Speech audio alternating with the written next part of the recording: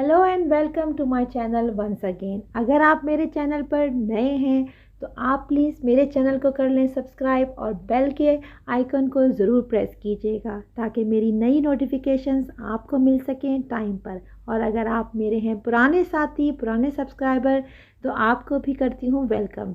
तो आज एक नए ब्लॉग के साथ, नए दिन के साथ आपके साथ होंगी। और आज का दिन स्टार्ट हो रहा है ब्रेकफास्ट के साथ, और यहाँ पर मैं सीरियल्स फिलअप कर रही हूँ और बना रही हूँ मॉर्निंग का ब्रेकफास्ट। और ये कल का एक्चुअली ब्रेकफास्ट है।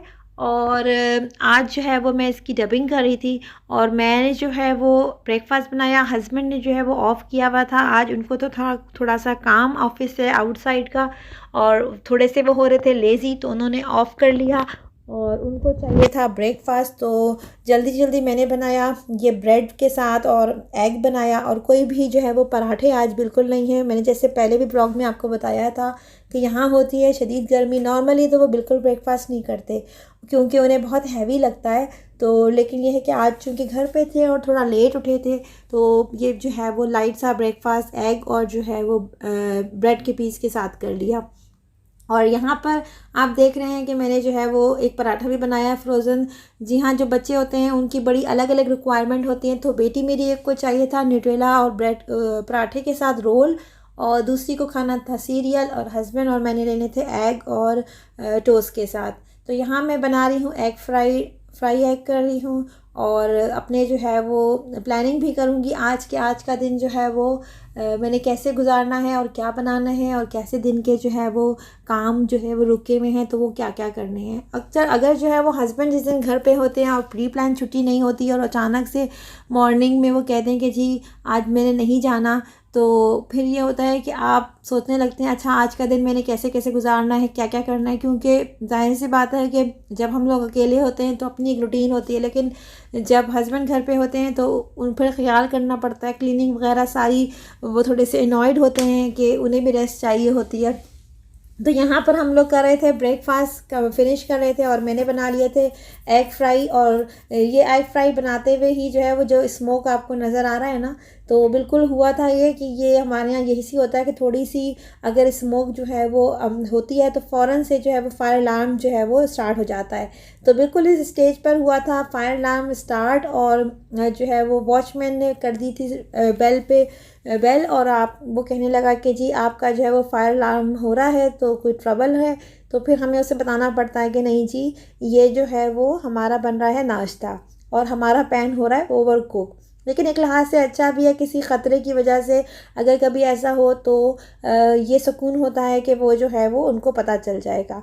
और यहाँ पर ये देखें एग पे मैंने थोड़ी सी डाल दी है कलौंजी, और ये बड़ा अच्छा रहता है कि वैसे जब हमें कलौंजी के 3-4 दाने खाने हैं तो इस तरह से आप किसी भी चीज़ के ऊपर डाल के, अंडे में या जो भी चीज़ आप सालन में 2-3 दाने खा लें तो आपको पता नहीं चलता। वैसे आप ओरल भी खा सकते हैं, तो जब मौका मिलता है तो मैं इस तरह से डाल देती हूँ। और ये बेटी छोटी को जो है वो सीरियल्स करने थे, तो बस सीरियल उसको दे के और नाश्ते से फ़ारिग होके मैं जो है वो नाश्ते के बर्तन साफ़ कर रही हूँ।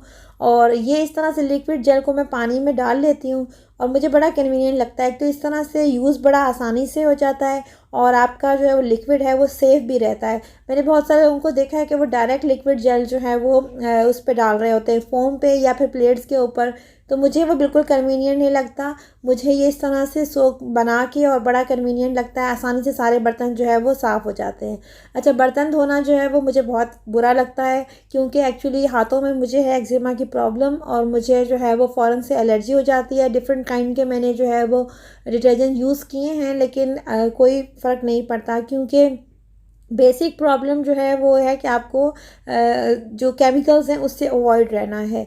तो लेकिन अब ये है कि मेरी घर में इस वक्त बहुत ज़्यादा ज़रूरत है डिश वॉशर की, लेकिन मेरा किचन जो है वो बहुत ही थोड़ा सा इसमें स्पेस बहुत कम है, जिसकी वजह से इस वक्त मैं जो है वो इसको एडजस्ट नहीं कर सकती। हालांकि मैंने बहुत ट्राई की, बहुत मेजरमेंट्स की कि कहीं पर वो एडजस्ट हो जाए, लेकिन वो बिल्कुल भी नहीं हो रहा। इसके लिए मैंने जो है वो काउंटर टॉप भी देखा एक ऑनलाइन उसके ऊपर, अव्वल तो वो बहुत कम ऑप्शंस के साथ अवेलेबल है, लेकिन मुझे लगा कि वो बहुत स्मार्ट है, यानी उसमें सिर्फ 2-3 प्लेटें ही वॉश हो पाएंगी, तो मुझे इतना कोई कन्वीनियंट नहीं लगा। तो मैं बस वेट कर रही हूँ कि अगर कभी स्पेस जो है वो मुझे मिले तो मैं फ़ौरन से बाय करूँ डिश वॉशर को, जो मुझे लगता है कि मेरी बहुत ज़्यादा ज़रूरत है इस वक्त। और फिर उसके बाद स्टोव आप देख रहे थे कितना गंदा हो गया था, तो मैंने जो है वो लगे हाथों स्टोव को भी साफ़ कर लिया, और इसके लिए मैं यूज़ कर रही हूँ मिस्टर मसल। और इसके साथ एक और जो है वो मैं स्मैक करके एक होता है, वो भी बहुत अच्छा है। बिलीव में ये दोनों जो प्रोडक्ट है ये हर तरह का ग्रीस और हर तरह का जो है वो जितना भी ऑयल के स्टेन्स होते हैं वो आप स्प्रे कर दें, आपको कोई इतना मतलब पावर नहीं लगानी पड़ती। और मैं जो है वैसे के साथ ही स्टोव क्लीन करती रहती हूँ। मेरी जो हैबिट है वो थोड़ी सी ये है कि जैसे ही खाना बनाया एंड ऑफ द डे पे उसको वहीं पर क्लीन कर लिया। अगर थोड़े बहुत परमानेंट मार्क होते हैं, जैसे कि थोड़े बहुत ऑयल वगैरह के बर्निंग होते हैं, तो वो फिर मैं वीकली कर लेती हूँ या फिर 2-3 दिन के बाद। लेकिन ये कि वैसे मैं साथ के साथ ही क्लीन करती हूँ। और अभी यहाँ पर आपने क्लिप में देखा कि मैंने जो है वो सिरका यूज़ किया, और ये बहुत अच्छा रहता है क्योंकि हम यहाँ पर ब्लीच वगैरह बिल्कुल यूज़ नहीं कर सकते, क्योंकि जैसी बात है कि हम इसमें फायर का काम करते हैं। तो आप ये ट्राई कीजिएगा कि अगर आप सिरका यूज़ करें, इवन बर्तन धोते हुए भी अगर आप उसमें थोड़ा सा सिरका डाल दें तो उसके जो स्टेन्स होते हैं और शाइनिंग होती है वो अलग ही होती है। और बहुत सारे लोगों को मैंने देखा है कि वो फॉयल का इस्तेमाल करते हैं ना स्टोव के ऊपर। मैं पर्सनली नहीं करती, शायद उससे क्लीन रहता होगा, अच्छा रहता होगा, आदत की बात होती है, लेकिन मुझे नहीं लगता, मुझे बहुत ज़्यादा मैसी लगता है। मुझे ज़्यादा अच्छा लगता है कि आप साथ के साथ क्लीन कर लें, क्योंकि इसमें कोई इतनी देर नहीं लगती। जैसे आपने कुकिंग की और उसके बाद आप झटपट से उसको वाइप ऑफ करके क्लीन करके साफ़ करते हैं। मुझे लगता है कि फॉयल में लगाने से जो है वो आप थोड़े लेज़ी हो जाते हैं और आप डेली फॉयल को चेंज नहीं कर सकते। तो ये सब तो यू होता है, अपनी अपनी आदत की बात होती है। तो बस सारा काउंटर वगैरह को मैंने क्लीन कर लिया था, और फिर हम थोड़ी देर के लिए चले गए थे बाहर, क्योंकि ईद करीब थी तो बच्चों के लेने थे कुछ चीज़ें। और हस्बैंड के ऑफ से जो है वो मैंने जो है वो एडवांटेज लिया। मैंने सोचा कि वो अपने काम के लिए जा रहे हैं तो मैं भी उनके साथ जो है वो चली जाऊँ और 1-2 चीज़ें बाय कर लूँ, क्योंकि वैसे तो ईद की तैयारी जो होती है वो इतनी कोई ख़ास नहीं है, लेकिन ये है कि फिर भी कुछ ना कुछ बच्चों के लिए ज़रूर लेना होता है। तो वो इंशाल्लाह मैं आपको किसी नेक्स्ट व्लॉग में दिखाऊंगी कि मैंने क्या क्या चीज़ें की।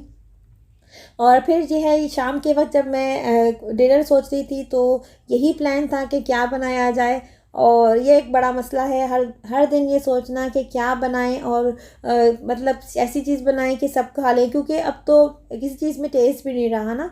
तो चिकन कढ़ाई का ही मूड था, और चिकन कढ़ाई जो है वो झटपट बनाने वाली जो है वो मैं बना रही हूँ। और इसके लिए मैंने कर लिए हैं प्याज फ्राई, और उसके साथ मैंने लहसुन अदरक डाल के सारी चिकन डाल के भून लूँगी। अच्छा, चिकन कढ़ाई जो होती है उसमें भी बहुत सारी टाइप्स हैं। वो जो है वो ग्रीन कढ़ाई होती है, ब्लैक पेपर की होती है, मुख्तलिफ़ तरह की कढ़ाई होती है। तो मैं मुख्तलिफ़ वेरिएशंस जो है वो ट्राई कर लेती हूँ। और मेरे अंदर एक चीज़ है कि मैं अपनी ही रेसिपी को बहुत टाइम फॉलो नहीं करती सेम, मतलब मैं उसको चेंज करती रहती हूँ, क्योंकि एक जैसा फ्लेवर खा खा के भी आप बोर हो जाते हैं। तो मैं जो है वो एक तो किसी की रेसिपी को बिल्कुल फॉलो नहीं करती, यानी बिल्कुल A to Z फॉलो नहीं करती, उसमें थोड़ी बहुत चेंजेस कर लेती हूँ जो अपनी कन्वीनियंस के लिहाज से। अगर कोई चीज़ मेरे पास मौजूद है या नहीं है तो मैं उसको रिप्लेस कर देती हूँ। और दूसरा ये कि मतलब अपनी चीज़ों की भी एक्सपेरिमेंट कर लेती हूँ। तो यहाँ पर जो है वो जो मैं चिकन कढ़ाई बना रही हूँ, तो ये वाली कढ़ाई जो है वो थोड़ी सी इसलिए डिफरेंट है कि इसमें मैं टमाटर डायरेक्ट नहीं डाल रही। इसकी एक वजह ये थी कि मेरे पास टमाटर जो थे वो फ्रेश ख़त्म हो गए थे, और ये मैंने जो स्टोर किए हुए होते हैं टमाटर, मैं चॉप करके और उसको जिप लॉक बैग में रख देती हूँ स्टोर करके। तो इस तरीके से वो टमाटर ख़राब नहीं होते। अगर आपके पास ज़्यादा आ गए हैं और आपने वैसे ही फ्रिज में रख दिए हैं तो वो उसके थोड़े ख़राब होने का डर होता है। तो मैंने जो है वो स्टोर किए हुए थे कुछ टमाटर, तो उसको मैंने डिफ्रॉस्ट किया और एक फ्राइंग पैन में उसको मैंने डायरेक्ट डाल दिया, उसमें कोई पानी नहीं डाला। आप ये देख रहे हैं कि वो वहाँ पर साइड पे टमाटर जो है वो उसका पानी ड्राई हो रहा है, क्योंकि अगर मैं इसको चिकन में डाल दूँगी डायरेक्ट तो ये कढ़ाई में फिर खड़े खड़े टमाटर रहते हैं, वो उसका मसाला उस तरीके से नहीं बनता। तो ये एक रेसिपी है कि अगर आपके पास फ्रेश टमाटर भी हैं या स्टोर हैं, कोई भी टमाटर है, तो उसको आप एक अलग से पैन में ड्राई होने के लिए रख दें, और उसमें पानी बिल्कुल ऐड नहीं कीजिएगा। खुद टमाटर का पानी अपना जो है वो सूख जाएगा और वो जो है वो गल जाएंगे। और यहाँ मैंने इसमें बेसिक मसाले डाल दिए और थोड़ा सा दूध डाला है। मसाले मैं आपको बता दूँ, जिसमें नमक है, लाल मिर्च है, क्रश लाल मिर्च है, धनिया पाउडर है, करी पाउडर है, और बेसिक बस यही 4-5 मसाले डाल के, और दूध मैंने इसलिए डाला है कि एक तो इसमें जो थोड़ी सी ग्रेवी सी होती है मसाले के अंदर हल्की सी, वो डेवलप हो जाती है, और दूसरा ये कि चिकन जो है वो बहुत सॉफ्ट बन जाती है। आप ज़रूर ट्राई कीजिएगा थोड़े से दूध के साथ, तो आपकी चिकन कढ़ाई जो है वो बड़ी मज़े की बनेगी। तो यहाँ पर आपने देखा कि ये जो टमाटर जो है वो ऑलमोस्ट उनका पानी ड्राई हो गया है, और बिल्कुल ड्राई नहीं करना, बाकी ये जो है वो कढ़ाई के साथ ड्राई हो जाएगा। और ये मैं अब इसमें डाल के मिक्स करके और इसको थोड़ी देर के लिए दम पर रख दूँगी। तो ये कढ़ाई जो है वो झटपट तैयार हो जाती है, इतना टाइम नहीं लेती। अगर आपके पास सारे इंग्रेडिएंट मौजूद हैं तो जल्दी से ये कढ़ाई जो है वो रेडी हो जाती है। और ये थोड़ी सी ग्रेवी वाली थी, यानी हल्का सा इसमें जो है वो बिल्कुल ड्राई कढ़ाई नहीं है, हल्का सा इसमें थोड़ा सा यानी पानी है कि रोटी के साथ खाई जा सकती है। तो ये हो गई है कढ़ाई डन, और उसको अब मैं डालूँगी हरी मिर्च और धनिया वगैरह डाल के सर्व करूँगी, और हम करेंगे डिनर इंजॉय। और ये बहुत मज़े की बनी थी, आप भी ज़रूर ट्राई कीजिएगा इस रेसिपी को। आपसे लेती हूँ इजाज़त, मिलूँगी इंशाल्लाह बहुत जल्द। अपना रखिएगा बहुत सारा ख्याल, दुआओं में रखिएगा मुझे याद, और बिल्कुल ना भूलिएगा इसको लाइक करना, एक लाइक तो बनता है ना। तो टेक केयर।